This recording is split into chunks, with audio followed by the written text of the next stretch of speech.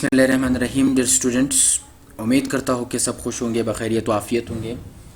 Dear students, आज का जो हमारा आखिरी चैप्टर है साइकोलॉजी का, वो है पर्सनालिटी। पर्सनालिटी के बारे में हम पढ़ेंगे। हम इस लेक्चर में क्या पढ़ेंगे? हम इस पर्सनालिटी का डेफिनेशन पढ़ेंगे, थीरीज अबाउट पर्सनालिटी पढ़ेंगे और असेसमेंट ऑफ पर्सनालिटी पढ़ेंगे। ठीक है, तो चलते हैं, अपना टॉपिक शुरू करते हैं। अब हम आते हैं, सबसे पहले पर्सनालिटी का जो डेफिनेशन है वो पढ़ेंगे। Personality contains those characteristics that differs a person from others. Personality में वो करेक्टरिस्टिक्स होते हैं जो एक इंसान को दूसरे इंसान से मुख्तलिफ बनाता है। ये एक डेफिनेशन हो गया। दूसरा definition, the word personality is derived from a Greek word persona. ये पर्सोना से निकला है, ठीक है, ग्रीक वर्ड पर्सोना से निकला है, दैट मीन्स मास्क, जिसका मतलब है मास्क। अब मास्क का मतलब क्या है? Specially Warne by the actors, जो एक्टर्स पहनते थे, ठीक है, एंशियंट एक्टर्स पहनते थे, दैट डिफाइंड देयर कैरेक्टर। ये क्यों पहनते थे? ये अपना उनके कैरेक्टर को ये बयान करता था, ठीक है। ये लफ्ज़ मास्क, वो मास्क जो कैरेक्टर्स एक्टर्स जो पहनते थे, जो इनके कैरेक्टर को बयान करता है, इसको भी हम पर्सनालिटी कहते हैं। ये इसका लिटरल मीनिंग हो गया। Characteristic patterns of behaviour, thoughts and emotion that determines a person adjustment to the environment. यानी कि एक इंसान का बिहेवियर, एक इंसान के थॉट्स, इमोशंस कि वो किस तरह इन्वायरमेंट के साथ ताल्लुकात रखते हैं, इसको हम पर्सनालिटी कहते हैं, ठीक है। अब the set of emotional qualities, ways of behaving etc that make someone vary from others is known as personality. इंसान के वो खासियत जो उसको दूसरों से अलग थलग रखे, उसकी अलग शिनाख्त रखे, इसको हम पर्सनालिटी कहते हैं। ये तो पर्सनालिटी का तारीफ हो गया। अब हम आते हैं थीरीज में। द मोस्ट इंपॉर्टेंट वन है किसकी theory? Sigmund Freud, theory of Sigmund Freud. ये सिगमंड फ्राइड एक फिलोसोफर है, इसकी थीरी है। इस थीरी में हम इसकी डेफिनेशन पढ़ेंगे, 3 main points of fried theory पढ़ेंगे। डेवलपमेंट है, स्ट्रक्चर है, डायनामिक है। फिर इनके अंदर जितने भी चीज़ें हैं उनको हम अलग अलग करके पढ़ेंगे। तो सबसे पहले हम शुरू करते हैं फ्राइड से, ठीक है। Sigmund Freud developed the psycho analytical theory. इसको साइको एनालिटिकल थ्योरी भी कहते हैं, ठीक है। इस थ्योरी को साइको एनालिटिकल थ्योरी कहते हैं ऑफ पर्सनालिटी का, which argued that personality is formed through conflicts among 3 fundamental structures of the human mind, the id, ego and the super ego. यानी इंसान की जो पर्सनालिटी वो इन 3 चीज़ों से बनती है, आईडी है, ईगो है, सुपर ईगो है, ठीक है। सबसे पहले फ्राइड ने माइंड का स्ट्रक्चर दिया कि इंसान का दिमाग किस तरह है। Freud formulated a model of mind of his own self. उन्होंने अपने तरीके का एक माइंड का मॉडल बनाया। He divided mind into through 3 parts. उन्होंने माइंड को 3 हिस्सों में तकसीम किया, which are the conscious mind, the unconscious mind and the subconscious mind. जो कि कॉन्शियस माइंड है, सबकॉन्शियस है और अनकॉन्शियस माइंड है, ठीक है। और इनमें से कुछ जो है एज फॉलो है, कुछ ये जो तीनों के तीनों है, These 3 parts are explained as follow। सब नीचे दिए गए। सबसे पहले हमारे पास है कॉन्शियस माइंड। कौन सा माइंड? कॉन्शियस माइंड, ठीक है। कॉन्शियस माइंड कौन सा है? It represents the part that is clearly visible and apparent to the individual. ये वो हिस्सा है जो कि एक इंडिविजुअल क्लियरली उसको विजिबल हो और अपेरेंट हो, उसके सामने हो, ठीक है। इसको कॉन्शियस माइंड कहते हैं। दूसरा है सब conscious mind. It is the second part of the mind. ये माइंड का दूसरा हिस्सा है विच कंसिस्ट ऑफ थॉट्स, जिसमें थॉट्स होते हैं, आइडियाज होते हैं और बिलीव्स होते हैं, ठीक है।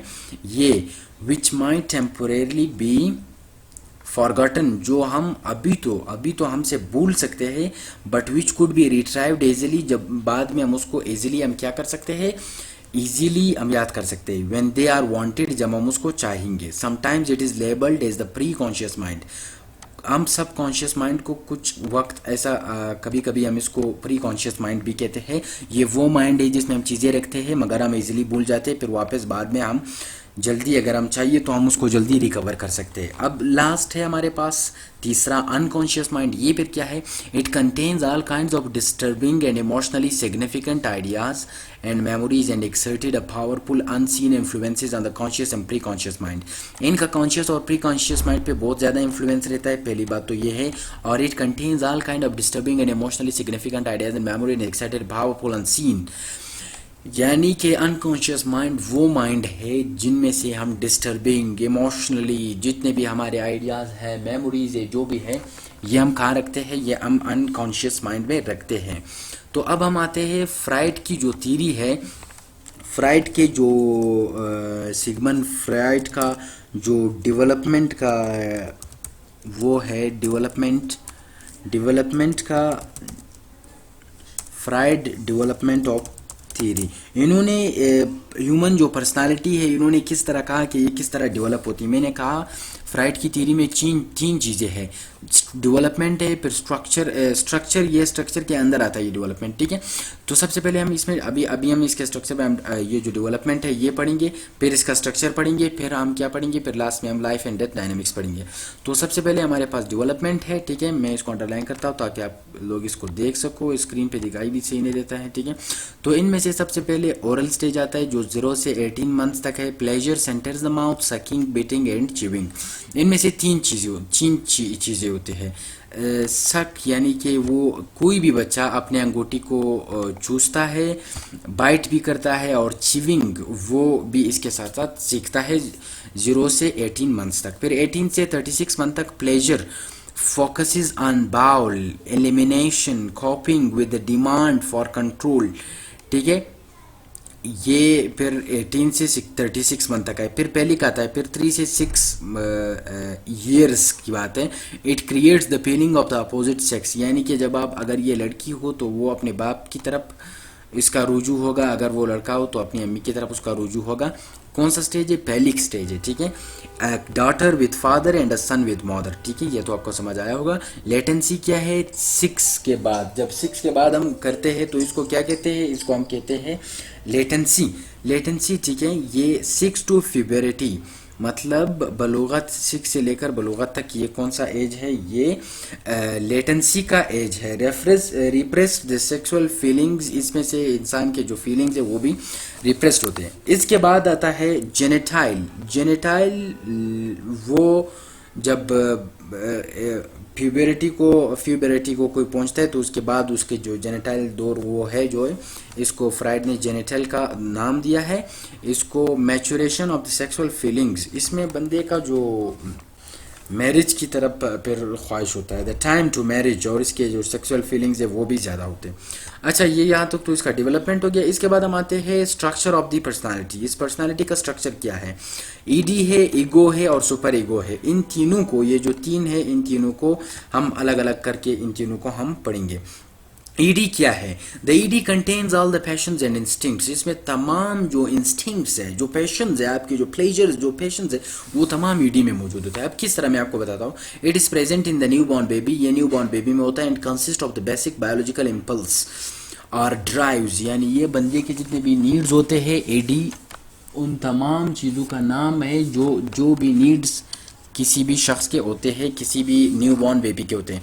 The need to eat, to drink, to eliminate waste, to avoid pain and to gain sexual pleasure, यानी ये जो तमाम चीज़ें हैं, किसी चीज़ को खाना पीना, एलिमिनेट द वेस्ट, और टू अवॉइड पेन, दर्द ख़त्म करना, यानी प्लेजर लेना, ये तमाम चीज़ें ईडी में आते हैं। The id seeks the immediate gratification, यानी ईडी का ये काम होता है कि वो इमीडिएट जो ग्रेटिफिकेशन है वो हासिल करे ऑफ दीज इम्पल्सिस।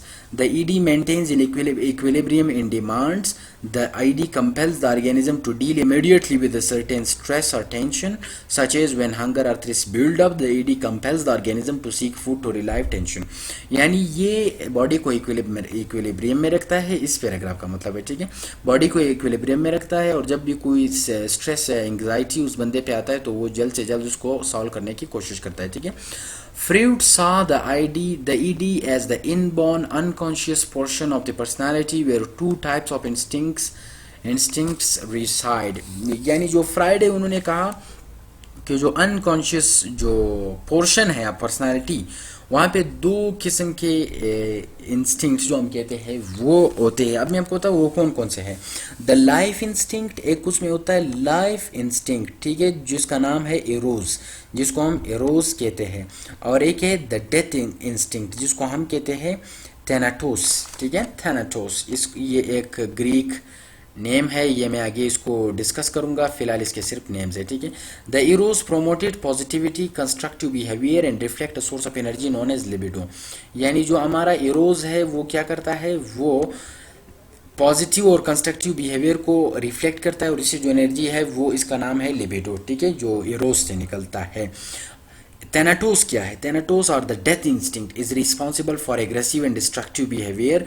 ये एग्रेसिव और डिस्ट्रक्टिव एक्ट्स के लिए ये रिस्पॉन्सिबल है, ये थैनाटोस जो है इस तरह करता है, ठीक है, इंसान को इस चीज़ पे राज़ी करता है। अब हम pleasure in the ID, pleasure principal होता है आईडी में, अपना प्लेजर प्रिंसिपल है। ये क्या है?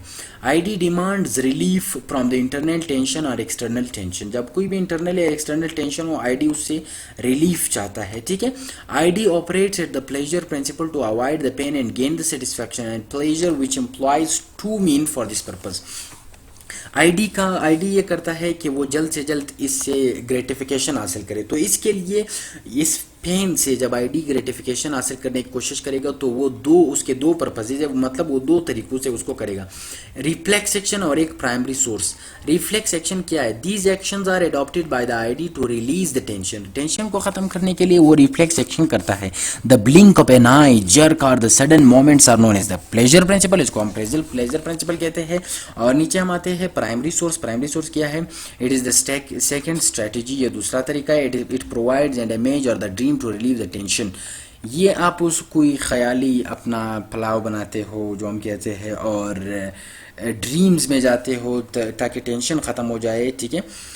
और a child develops a mental picture of sweets और चॉकलेट्स। इसका एक एग्जांपल ये है, जब चाइल्ड को आप कुछ न दे दो तो वो फिर मेंटल पिक्चर, जो अपना मेंटल जो पिक्चर है उसको डेवलप करता है, वो ख्यालों में गुम हो जाता है और वो उस ख्यालों में ही चॉकलेट खा जाता है, ठीक है। Primary process alone can not process due to which it is associated with the secondary process. ये अलग काम नहीं कर सकता है, जिसकी वजह से सेकेंडरी प्रोसेस के साथ रहता है। खैर, हमारा जो आईडी है वो फिलहाल वो जो है वो ख़त्म हो गया। इसके बाद हमारे पास है ego. The word ego means I R self. सब है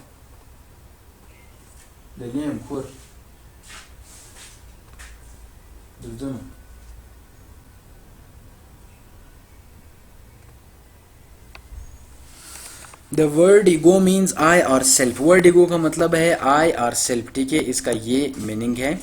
it is the Latin word, ये एक लेटिन वर्ड है। It is evolve from the ID, ये आईडी से ही मतलब बनता है। It develops when child learn the demand of reality and impulse can be gratified. जब कोई भी चाइल्ड डिमांड के रियलिटी, जो डिमांड ऑफ रियलिटी को सीखता है ना, तो फिर क्या होता है, डिमांड ऑफ रियलिटी से मतलब वो ये समझता है कि कोई भी चीज़ जब मैं कुछ भी करूँ तो वो मतलब मैं कोई भी डिमांड करूँ उसको वो इतना जल्दी कवर नहीं हो सकता, ठीक है। तो इस वजह जब चाइल्ड ये सीखता है, इसको ईगो कहता है, ठीक है। The ego is the centre of the conscious, इसको हम सेंटर ऑफ कॉन्शियस भी कहते हैं, ठीक है। अब हम ईगो में कुछ और चीज़ें हैं, ये इतने ज़रूरी नहीं है। अब हम नीचे आएंगे, सुपर ईगो क्या है, रियलिटी टेस्टिंग है, फिर क्या है, सुपर ईगो की तरफ हम आते हैं। The super ego is the internalised representation of the values and moral of society taught to a child. यानी ये internalise representation of values and morals of society है। यानी बंदे में इस वक्त कुछ मेच्योरिटी आ जाती है और फिर वो वैल्यूज़, रिस्पेक्ट्स और मॉरल्स को देखते हुए अपना डिसीजन करता है, ठीक है। Before taking any of the step it tests whether the action is right और रॉन्ग। कोई भी स्टेप लेने से पहले वो देखता है एक्शन सही है या गलत है, ठीक है। Super ego controls id and the ego, ये ईगो और आईडी दोनों को कंट्रोल करता है, ठीक है। अच्छा, introjection in the super ego. Introjection क्या होता है सुपर ईगो में? Internalising the parental societal values into the personality is known as the introjection. Parents often control the behaviour of the child through rewards and punishment. जब कोई भी parents, वो ऊपर वाले सेंटेंस का मीनिंग मैं आपको नीचे समझा रहा हूँ, पेरेंट्स क्या करते हैं, अपने बच्चों का जो बिहेवियर है उसको रिवॉर्ड्स और पनिशमेंट के थ्रू कंट्रोल करते हैं। After it is not required to teach to child that anything is wrong और राइट। जब वो उस तरह उसका प्रैक्टिस करते हैं, फिर उनका ये मसला नहीं रहता कि ये चीज़ रॉन्ग है या राइट है, but their superego tells it to them. उनका सुपर ईगो पहले से ही उन चिल्ड्रन को ही बताता है। तो हमने ईगो पढ़ा, सुपर ईगो पढ़ा और ईडी पढ़ा, ठीक है। अब हम आते हैं life and death dynamics. Fried differentiated between the life and death instinct. Life और डेथ का जो इंस्टिंक्ट है, इनके दरमियान फ्राइड ने डिफ्रेंशिएट किया। He named the life instinct Eros. Life instinct को उन्होंने एरोज का नाम दिया। Which named after the Greek god of love, Greek god of love के पीछे उसका नाम है, and the energy release from it is libido, उससे निकला हुआ एनर्जी उसको हम लिबिडो कहते हैं। Beside the life there is a death instinct, life instinct के पीछे डेथ इंस्टिंक्ट भी एक कॉल्ड थैनाटोस, इसको हम थैनाटोस कहते हैं। डेथ इंस्टिंक्ट को नेम्स आफ्टर दी, नेम्ड, ठीक है, नेम्ड या names, named after the, named after the Greek god of death, Greek god of जो डेथ है उसके पीछे इसका नाम उन्होंने दिया हुआ, ये ग्रीक वर्ड है।